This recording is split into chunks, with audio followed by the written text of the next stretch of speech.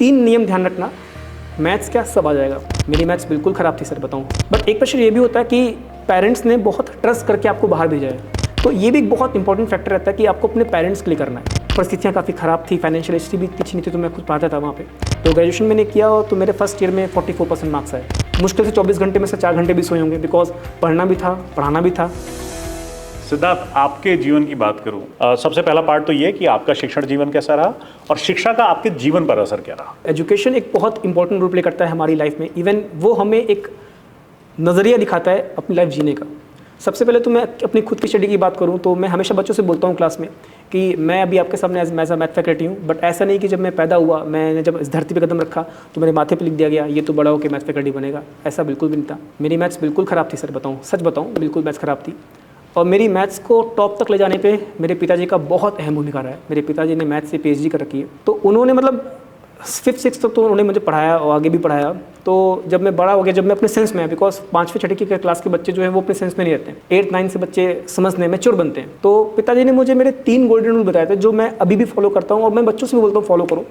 3 नियम ध्यान रखना, मैथ्स क्या सब आ जाएगा। एक, सबसे पहले जब तक कि कॉपी ख़त्म नहीं होगी, पेन खाली नहीं होंगे और कमर में दर्द नहीं होगा।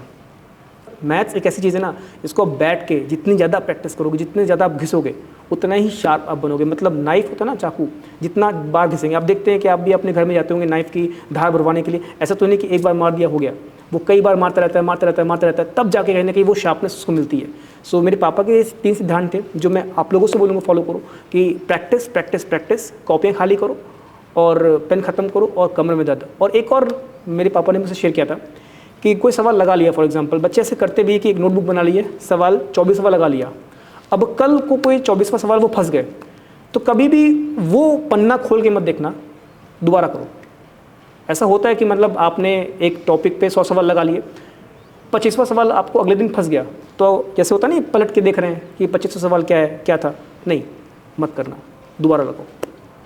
तो ऐसी चीज़ों को फॉलो किया मैंने, अपने पापा की बात मानी, तो उनके ही वजह से मैं आज यहाँ पे खड़ा हूँ, क्योंकि मेरी मैथ्स को स्ट्रॉन्ग करने वाले वो थे। और बाकी टीचर्स ने भी काफ़ी सपोर्ट किया। के वर्मा सर मेरे जो हाई स्कूल के टाइम पे थे, बाकी मेरे ग्रेजुएशन और PG के टाइम पे भी सर लोग थे, उन लोगों ने काफ़ी मतलब सपोर्ट किया।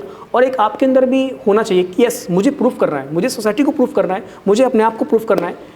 और जब आप घर से बाहर निकलते हैं ना पढ़ाई करने के लिए, जब ग्रेजुएशन के लिए बाहर निकला और PG के लिए बाहर निकला, तो पढ़ाई का तो प्रेशर होता है, बट एक प्रेशर ये भी होता है कि पेरेंट्स ने बहुत ट्रस्ट करके आपको बाहर भेजा है। अगर कुछ भी गलत हुआ तो उसका अंजाम मुझे तो भुगतना मिलेगा, बट पेरेंट्स भी सुनेंगे उसके बारे में। तो एक पेरेंट्स के लिए भी आपके मन में एक रहना चाहिए कि यार मुझे उनको प्रॉफिट कराना है, बिकॉज उन्होंने बहुत सारे संघर्ष अपने जीवन में देखे हैं, अपनी ज़रूरतों को मार के हमारे लिए बहुत कुछ किया है। हमारी पेन कॉपी, कपड़े लत्ते, जो भी XYZ, जो भी हमने बोल दिया कि पापा मुझे चाहिए, शाम को पापा आ रहे लेके आ रहे हैं, भले कैसे भी मैनेज किया उन्होंने। तो ये भी एक बहुत इंपॉर्टेंट फैक्टर रहता है कि आपको अपने पेरेंट्स के लिए करना है।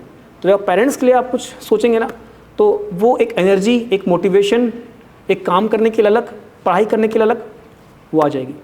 ग्रेजुएशन की बात है, 10th और 12th करने के बाद एकदम से सर बाहर आए घर परिवार को छोड़ के। तो मेरा ग्रेजुएशन में काफ़ी ख़राब नंबर आया। मतलब फर्स्ट ईयर मैंने दिया तो मुझे लगा था आसान था, मतलब एकदम से घर परिवार को छोड़ के लखनऊ में आके पढ़ाई करना, और परिस्थितियाँ काफ़ी ख़राब थी, फाइनेंशियल हिस्ट्री भी इतनी अच्छी नहीं थी, तो मैं खुद पढ़ाता था वहाँ पे। तो ग्रेजुएशन मैंने किया तो मेरे फर्स्ट ईयर में 44% मार्क्स आए। तो मतलब मैं ऐसा था उस टाइम कि मैं लग रहा था कि अब मैं क्या करूँगा, कुछ है नहीं जीवन में, पेरेंट्स को लोग बोलेंगे यार तुम्हारा लड़का ये कर रहा है। तो मन में आया कि नहीं यार, अब सेकेंडरी में प्रूफ करना है अपने आप को। तो फिर उसके लिए, उसको कवर अप करने के लिए मेहनत की, दिन रात एक कर दी। मतलब मुश्किल से 24 घंटे में से 4 घंटे भी सोए होंगे, बिकॉज पढ़ना भी था, पढ़ाना भी था कोचिंग्स वगैरह में, ताकि अपनी दिनचर्या, मतलब अपनी खुद की फीस निकाल सके। तो फिर उसके लिए लग गए, किताबें ख़त्म कर देगा 1 बार 2 बार 3 बार 4 बार। तो अल्टीमेटली वो जो मेहनत का रिजल्ट था ना, वो तुरंत नहीं मिला, बट मिल गया। सेकेंड ईयर का रिजल्ट आया, 84% मार्क्स, टॉप हुआ सेकेंड ईयर में। फिर थर्ड ईयर में भी कंसिस्टेंसी बढ़ाया। तो कंसिस्टेंसी बहुत इंपॉर्टेंट रोल है। अगर आप सोचेंगे कि मैंने आज कर लिया, मुझे कल रिजल्ट मिल जाए, नहीं, बिकॉज फर्स्ट ईयर से सेकेंड ईयर में पूरा 1 साल का टाइम होता है सर। मतलब आप फर्स्ट ईयर जब पास करते हैं और सेकेंड ईयर में आते हैं तो पूरा 1 साल का, पूरा 12 महीने का टाइम होता है। तो वो 12 महीने कंसिस्टेंसी के साथ में प्रयास किया। ये नहीं कि मैंने जनवरी में मेहनत की, मुझे फरवरी में फल मिल गया।